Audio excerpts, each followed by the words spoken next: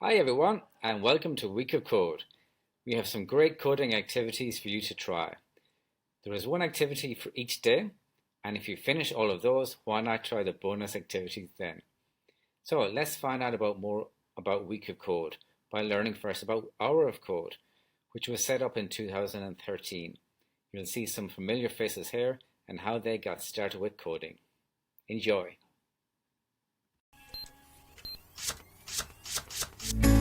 I was in 8th grade when I learned to program. I first learned how to make a green circle and a red square appear on the screen. You just learn these lessons, and there aren't that many of them, and you just eventually can get to the point where you can do almost anything that you want.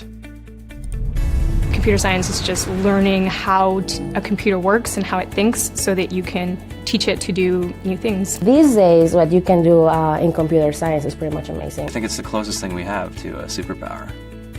In the next hour, we're going to play a game that will teach you the basic concepts of programming. Usually programming is all in text, but we'll use Blockly, which uses visual blocks that you drag and drop to write programs. Under the hood, you're still creating code. To start off, we're going to build code for a program that will help this angry bird move through a maze to get to the evil pigs that stole its eggs. Blockly is split into three main parts. On the left is the bird's maze, where your program will run. The instructions for each level are written below the maze. This middle area is the toolbox, and each of these blocks is a command that the bird can understand.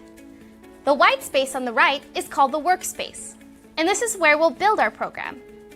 If I drag the move block to our workspace and press run, what happens?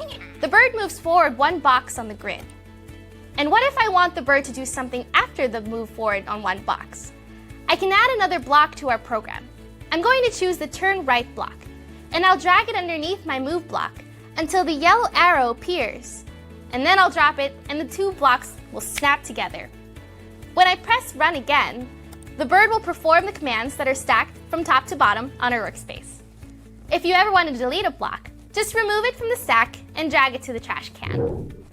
After you've hit run, you can always hit the reset button to get the bird back to the start.